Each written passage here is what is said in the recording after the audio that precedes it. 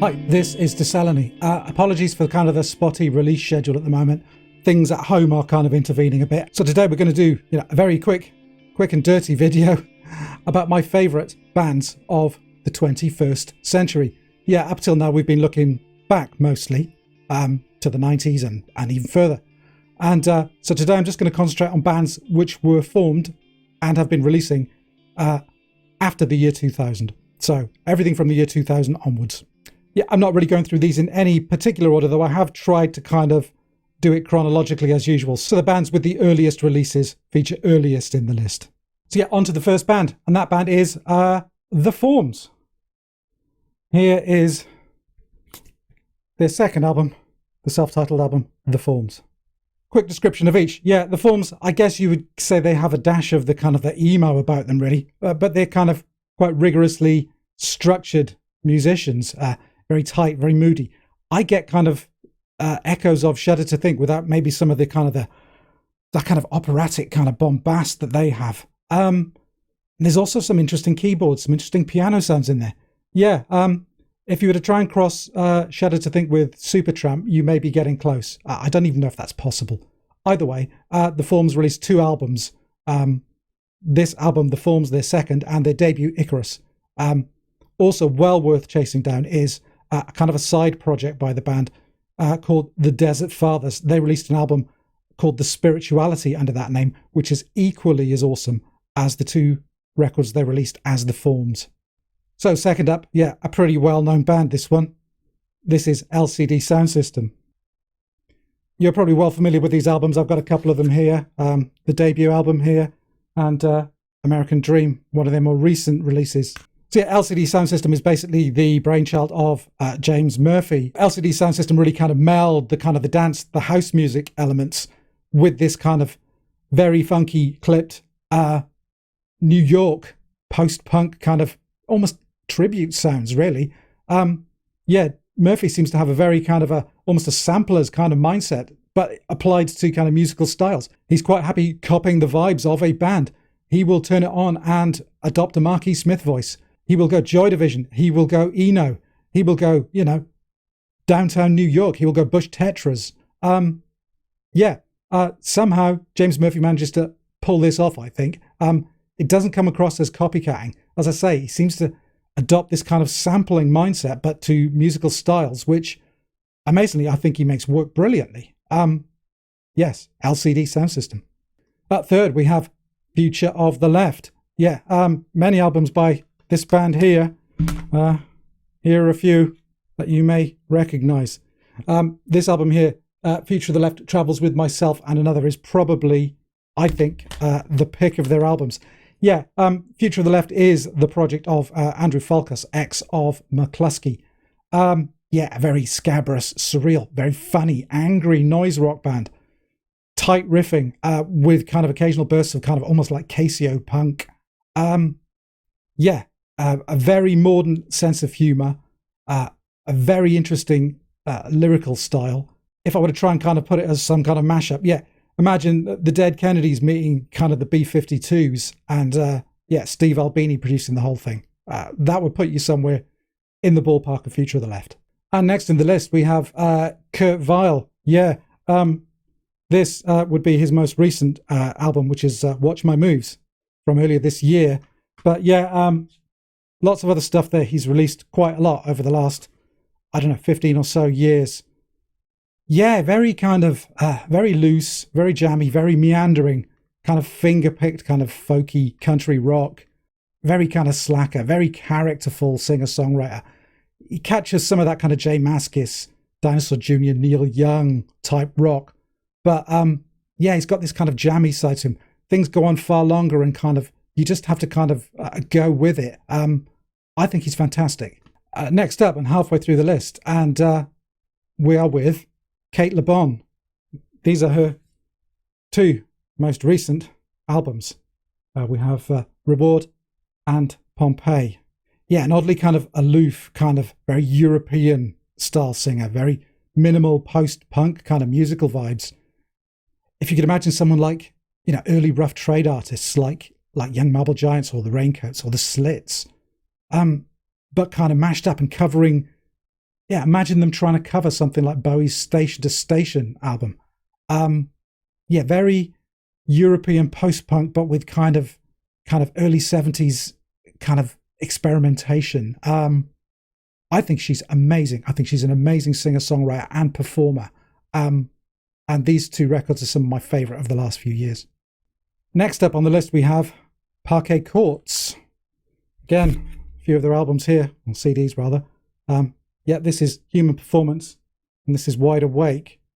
Yeah, imagine a kind of a slightly rootsier, kind of scruffier take on that kind of maybe Pavement era lo-fi, but I think there are also hints of kind of funkier, kind of New York style, new wave, definite kind of Talking Heads vibes with these, and may even get a little bit of Television just in the kind of the vocal style and the way that the guitars kind of work off each other. Yeah, very cool band. Yeah, a bit of a change of pace here with the Goon Sax. This is their We're Not Talking album. Yeah, this is kind of full on, almost 80s indie pop revival stuff. Imagine kind of, Beat Happening, the Pooh Sticks, and the Go-Betweens. Yeah, this is an Australian band, and within the band is the son of Robert Forster. That's Louis Forster. Yes, they do a very, very convincing take on that kind of rattly, kind of almost part acoustic, shambly 80s kind of indie pop sound. But they do it very, very well. Very convincing. I think they're a very good band. Okay, and eighth on this list is the band Fax. That's Facs. Yeah, I don't have anything physical for these to hand at the moment. So I'll flash something up on the screen to give you a look at some of their most recent releases. Yeah, these are a very striking, dark, gloomy, gothic, post-punk kind of band. Very cool. They're formed from the ashes of the band Disappears. Very heavy, amazing rhythm section with lots of kind of deconstructed kind of guitar noise on the top. I think if you were to kind of try and encapsulate this band using some references you already know, imagine Public Image Limited, early Public Image Limited, meeting that kind of straight up, more gothic sound of Bauhaus. Yeah, very cool sounding band. Okay, next up we have Flasher. This is their, not their most recent album, but this is Constant Image from about 3 or 4 years ago, I believe. Yeah, this is a kind of very peppy kind of twist on the kind of the Washington, D.C. kind of post-hardcore sound. Very melodic, but poppy. Dashes of, all sorts of things, from their occasional shoegaze kind of sounds to just kind of straight up quite poppy indie rock. Yeah, as I say, they've brought out an album subsequently, which I've given a listen to. The lineup has changed in that period, but I'm sticking with Flasher. I think there's something really good there. And last on this list of 10, we have Corridor. This is their album, their CD, Junior, from, again, about, I think this is about 3 years ago now. Yes, they're a Canadian band on the Sub Pop label. And yeah, they are French-Canadian, so this is a French language release. What a fantastic band. Just amazing harmonies with this kind of brittle, melodic, very precise kind of motoric kind of beat. Very, very Stereolab. I'm not just saying that because they're singing in French, but they do have a lot of that vibe about them. Very catchy, very interesting. I can't wait to hear what the next thing they come up with is. So there's the 10. I will try and put up some kind of Spotify list. Just as a bit of an aside, I've got a few more that I was thinking of including. I'll just whip through these very quickly. Yes, the band Hot Snakes. Yeah, their debut release was in the year 2000. The main reason I'm not including these is because they're really kind of quite a strong continuation of members and the sound of the bands Rocket from the Crypt and Drive Like Jehu. All amazing bands, and Hot Snakes are absolutely no exception to that. A great band, but I feel a bit of a cheat kind of classing them as a 21st century band given their pedigree. Yeah, brief shout out as well for Peaking Lights. This is their Cosmic Logic album. Yeah, kind of a very dubby, kind of psychedelic, krautrocky kind of disco pop. They're a husband and wife duo, very poppy. If you think a band like Hot Chip, that might kind of get you in the same ballpark. This is not my usual kind of thing, but for some reason, Peking Lights just really hit with me. And to close, because there's been kind of quite a lot of this kind of post-punk revival type thing, bands copying kind of post-punk vibes. I got 3 bands here that I could quite happily toss out the name of together and just cover them in one. That would be Warpaint, Gilla Band, or Girl Band as they were known until quite recently, and Shame. Yeah, Warpaint are kind of doing kind of like a 21st century take on dream pop, but I think it's kind of far warmer and a little more interesting than just some of the straight kind of dream pop revivalists.